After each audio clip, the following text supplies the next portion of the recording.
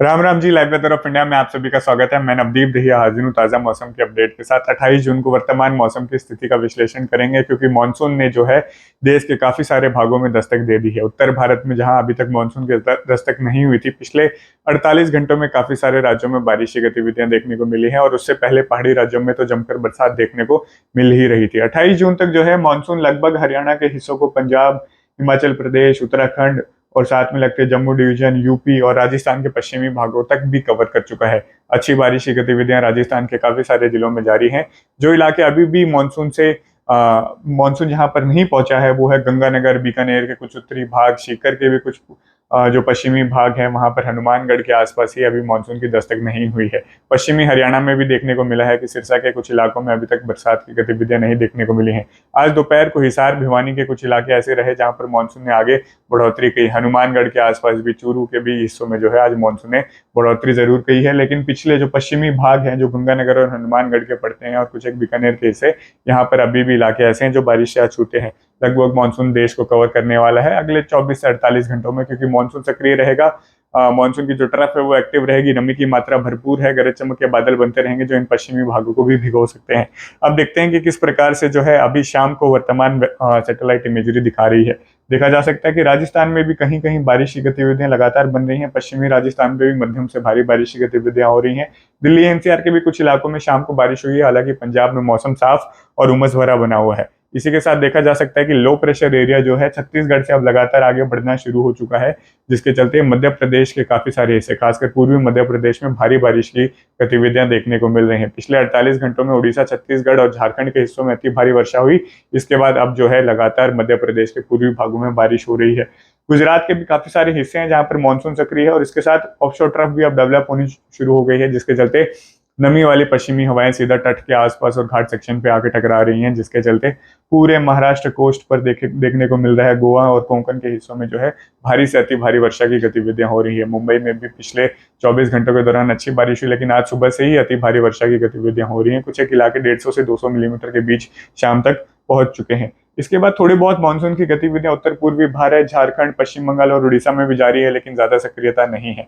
इसी के साथ साथ तेलंगाना, आंध्र प्रदेश के भागों में, केरला, दक्षिण इंटीरियर जो इलाका है बेंगलोर के आसपास, कर्नाटका का, तमिलनाडु में तो मानसून सक्रिय है ही नहीं, क्योंकि ऊपर अगर लो प्रेशर एरिया बनता है तो दक्षिणी भागों में मौसम जो है लगभग शुष्क ही दिखाई पड़ता है। कोर मानसून जोन में ज्यादा एक्टिविटी देखने को मिलती है। अब देख लेते हैं कि किस प्रकार से विंड पैटर्न जो है रहने वाला है अगले 48 घंटों में। जो लो प्रेशर एरिया है वो काफी ज्यादा स्थिर नजर आएगा, और यूपी के बुंदेलखंड और उत्तर पूर्वी मध्य प्रदेश के आसपास ही कहीं ना कहीं रिवॉल्व करेगा, और इसी से एसोसिएटेड ट्रफ जो है इस प्रकार से बनी रहेगी। कुछ इस प्रकार से यहाँ से आती हुई दक्षिणी हरियाणा, दिल्ली एनसीआर के दक्षिण से होते हुए उत्तरी राजस्थान की तरफ बढ़ेगी, जिसके चलते यहाँ पर ही सारी नमी की मात्रा इकट्ठी हो रही होगी। इसके उत्तर में देखेंगे तो पूर्वी हवाएं या फिर दक्षिण पूर्वी हवाएं कुछ इस प्रकार से बिहार, यूपी, ऊपर फिर दिल्ली एनसीआर, हरियाणा और पंजाब तक होते हुए पहाड़ी राज्यों पर टकराती रहेंगी। और साथ में निचले वाले इलाकों में देखने को मिल रहा है कि पश्चिमी ट्रफ किस प्रकार से एक्टिव है। जो पश्चिमी हवाएं होती हैं जहाँ पर सारा फीड होता है मॉइस्चर, और सबसे ज्यादा अत्यधिक बारिश जो है ट्रफ के नीचे देखने को मिलती है, यानी कि मध्य प्रदेश, राजस्थान और गुजरात में अच्छी बारिश की गतिविधियां देखने को मिलेंगी। अब देखते हैं कि मॉडल अगले 24 घंटे किस प्रकार से दिखा रहे हैं, यानी कि 29 तारीख को, फ्राइडे को, किस प्रकार से मौसम रहने वाला है। तो पंजाब के पूर्वी भागों में सुबह से अल सुबह भी अच्छे बादल बनते हैं, लगभग 3 बजे के बाद बाद मध्य रात्रि के बाद, और अल सुबह 6-7 बजे तक एक्टिव रहते हैं, कई बार 8 बजे तक भी एक्टिव रह जाते हैं। फिर दोबारा दोपहर के बाद 1-2 बजे बादल बनना शुरू होते हैं, और शाम को 5-6 बजे के बीच तक वो है उत्तर भारत में एक्टिव रहते हैं। यही ज्यादातर समय है जब तेज बारिश की गतिविधियां होती है, कल सुबह के समय और एक दोपहर से लेकर शाम के बीच में, जो क्रिटिकल पीरियड रहते हैं जब सबसे ज्यादा बारिश देखने को मिलती है। तो हल्की से मध्यम बारिश पंजाब के पूर्वी और केंद्रीय भागों में देखने को मिल सकती है, 25 से 50% हिस्सों में। चंडीगढ़ में भी हो सकता है। पहाड़ी राज्यों पर भी देखने को मिलेगा, हिमाचल प्रदेश और जम्मू डिवीजन में 25 से 50% हिस्सों में अगले 24 घंटों में बारिश होगी। इसके बाद हरियाणा, दिल्ली एनसीआर में और फिर पश्चिमी यूपी में देखने को मिलेगा कि 25 से 50% हिस्सों में, यानी बिखरे तौर पर बारिश अगले 24 घंटे में भी देखने को मिलेगी। कुछ एक इलाकों में कम समय के लिए, आधे घंटे 45 मिनट के लिए तेज बारिश के दौर जरूर आ सकते हैं।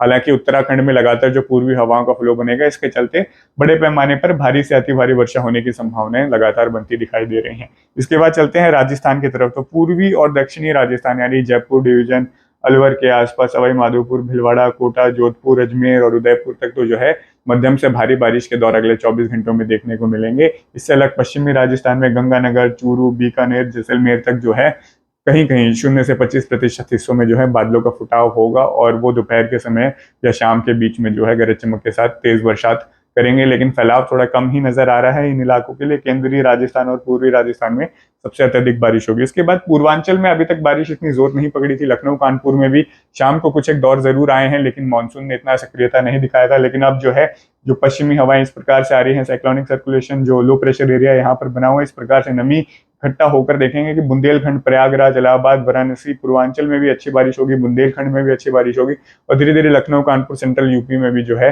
फैलाव बढ़ना शुरू हो जाएगा, जो कि अगले 24 घंटों में ही देखने को मिलेगा। 20 से लेकर 60 मिलीमीटर के बीच में बारिश की गतिविधियां होंगी। इसी के साथ जब ये हवाएं घूमकर ऊपर बिहार की तरफ टकराएंगे तो बिहार के जो फुटिल्स वाले इलाके हैं जो कि ऊपर नेपाल के साथ लगते हैं, यहाँ पर भारी से अति भारी वर्षा की गतिविधियां हो सकती हैं। उसके साथ साथ पश्चिम बंगाल के इलाकों में भी, सिक्किम में भी अच्छी बारिश की गतिविधियां होंगी। मध्य प्रदेश के पूर्वी सिरे में जो है मध्यम बारिश की गतिविधियां जारी रहेंगी, लेकिन धीरे धीरे वो पश्चिम की तरफ खिसकना शुरू हो जाएंगे, जिसके चलते भोपाल, इंदौर और साथ में लगते पश्चिमी जिलों में फिर गुजरात तक जो है मध्यम से भारी बारिश की गतिविधियां अगले 24 घंटे यानी 29 तारीख को देखने को मिलेंगी। कुछ एक इलाकों में अति भारी वर्षा भी हो सकती है, यानी कि 124 मिलीमीटर और 200 मिलीमीटर के बीच 24 घंटे में वर्षा देखने को मिल सकती है। तो आखिरकार मानसून जो है मध्य प्रदेश में सक्रिय दिखाई पड़ेगा।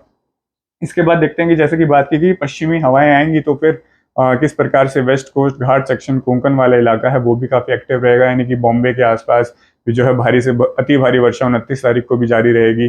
गोवा में भी होगी, कर्नाटका के कोस्टल इलाकों में होगी, महाराष्ट्र के लगभग कोस्टल इलाके और गुजरात के कोस्टल इलाकों में भी भारी वर्षा देखने को मिलेगी। पुणे और जो इंटीरियर वाले शहर हैं वहां पर मध्यम बारिश और फिर महाराष्ट्र के अंदरूनी भागों में हल्की से मध्यम बारिश होने की संभावना है और फैलाव भी कम रहेगा, यानी कि यहाँ पर अभी मानसून एक्टिव नहीं रहेगा। इसके बाद छत्तीसगढ़, उड़ीसा में बिखरे तौर पर कहीं कहीं दोपहर से शाम के बीच में वर्षा, बड़ा फैलाव नहीं होगा। जो स्पेल था लो प्रेशर एरिया आगे बढ़ चुका है, इसलिए यहाँ पर बारिश की गतिविधियों में कमी आने की संभावना है। तेलंगाना, आंध्र प्रदेश के भाग, बैंगलोर के आसपास, इंटीरियर ऑफ तमिलनाडु, केरला में ज्यादा बारिश की संभावनाएं नहीं है। यहाँ पर छिटपुट बारिश होती रहेगी, यानी कि कोई खास ज्यादा प्रभाव अगले 24 घंटों में बरसात का, मानसून की सक्रियता का नहीं देखने को मिलेगा। इसके बाद जो 30 तारीख के आसपास का आउटलुक है, यानी वीकेंड जब शुरू हो जाएगा, सप्ताहांत शुरू होगा, तो उत्तर और पश्चिमी भारत में ही सबसे ज्यादा प्रभाव रहेगा, क्योंकि लो प्रेशर एरिया जैसे कि बात की गई कि बुंदेलखंड के आसपास स्टेशनरी हो जाएगा, नमी की मात्रा यहीं बनती रहेगी, ट्रफ भी यहीं पे होगी। तो ज्यादातर उत्तर प्रदेश, मध्य प्रदेश, राजस्थान के और भी भागों में, उत्तरी राजस्थान में भी बारिश बढ़नी शुरू हो जाएगी। हरियाणा, पंजाब, दिल्ली, एनसीआर में बारिश का फैलाव सप्ताहांत के आसपास बढ़ सकता है और तेज वर्षा के दौर भी आ सकते हैं। इसी समय गुजरात के काफी सारे हिस्से, कोकण वाली बेल्ट में अति भारी बारिश की गतिविधियां देखने को मिलेगी। तो मानसून लगभग इसी जोन में एक्टिव रहेगा, जिसमें उत्तराखंड, हिमाचल प्रदेश, जम्मू, पंजाब, हरियाणा, चंडीगढ़, दिल्ली, एनसीआर, राजस्थान, उत्तर प्रदेश, मध्य प्रदेश, गुजरात, महाराष्ट्र के जो पश्चिमी भाग हैं, कोकण वाला इलाका है, यहाँ पर बारिश की गतिविधियां इस सप्ताहांत बढ़ने वाली हैं। बाकी पूर्वी भारत में जहाँ पर आ जाता है झारखंड, पश्चिम बंगाल, छत्तीसगढ़, उड़ीसा, तेलंगाना, आंध्र प्रदेश, तमिलनाडु, दक्षिण तक भी जो है यहाँ पर मानसून सक्रिय नहीं रहेगा और ज्यादा बारिश की गतिविधियां नहीं रहने वाली हैं। आगे का भी विश्लेषण करते रहेंगे कि किस प्रकार से मानसून की गतिविधियां रहेंगी, कौन से वेदर सिस्टम इन्वॉल्व होंगे, क्योंकि अभी तो शुरुआत हुई है मानसून की, अगले 3-4 महीने लगातार बारिश होनी है। तो देखते हैं कि किस प्रकार से मानसून रहने वाला है। और अगला लो प्रेशर एरिया कब बनेगा बंगाल की खाड़ी में, तो फिर से जो है पश्चिम की तरफ बढ़ना शुरू करेगा, जिसके चलते देश में देखने को मिलेगा कि एक और एक्टिव मानसून का स्पेल आएगा। इसीलिए बने रही लाइव वेदर ऑफ इंडिया के साथ। यह वीडियो देखने के लिए आपका बहुत बहुत धन्यवाद।